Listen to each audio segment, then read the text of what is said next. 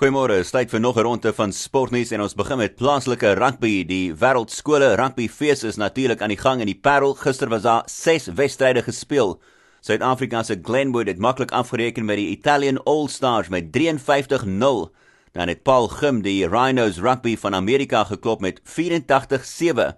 Engeland se Hartbury College het vir Suid-Afrika se Affies geklop met 26-15.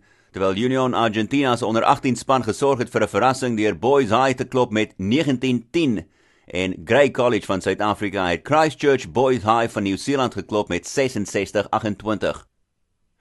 Nou was dit natuurlik gister die openingsseremonie gewees vir die Statebond spele met die kompetisie wat in alle erns vanoggend begin het met die Suid-Afrikaanse span wat deelneem aan 6 sportkodes vandag. En dan is dit in golf ook die begin van die Amerikaanse meesters met alle oë op Tiger Woods wat terug is na 'n verskeidenheid van rugoperasies en hy neem deel aan die Amerikaanse Ope vir die eerste keer in 3 jaar. Ander gunstelinge om dop te hou is Rory McIlroy as ook Justin Thomas, maar in alle eerlikheid is daar 'n verskeidenheid van spelers wat aan die einde van die naweek die bekende groen baadjie kan dra as wenner.